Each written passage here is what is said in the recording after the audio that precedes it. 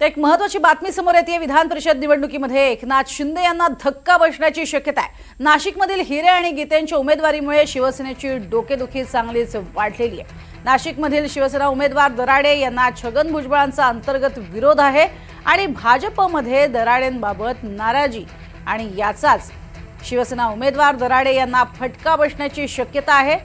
त्यामुळे भाजपमध्ये दराडेंबाबत असलेली नाराजी याचा सगळ्यात जास्त फटका हा दराडेंना बसू शकतो आणि दुसरीकडे हिरे आणि गीते यांची भूमिका सुद्धा निर्णायक ठरणार आहे। गेल्या कालच्या पूर्ण दिवसामध्ये आपल्याला अतिशय नाट्यमय घडामोडी पाहायला मिळालेल्या होत्या आणि त्यातच ही महत्त्वाची घडामोड। अधिक माहिती घेऊया, सागर कुलकर्णी आपल्या सोबत आहेत। सागर, या सगळ्या घडामोडींमध्ये मोठा धक्का तंत्राचा अवलंब केला जातोय का, काय अधिक माहिती?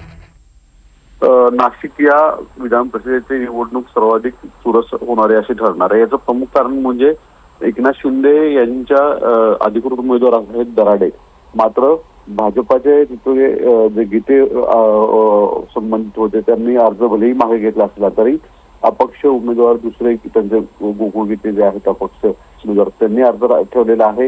हिरे म्हणून जे आहेत त्यांनी देखील अपक्ष ठेवलेला आहे। या दोन्ही नेत्यांचं मालेगावमध्ये आणि इतर भागांमध्ये चांगलं प्रस्ताव आहे।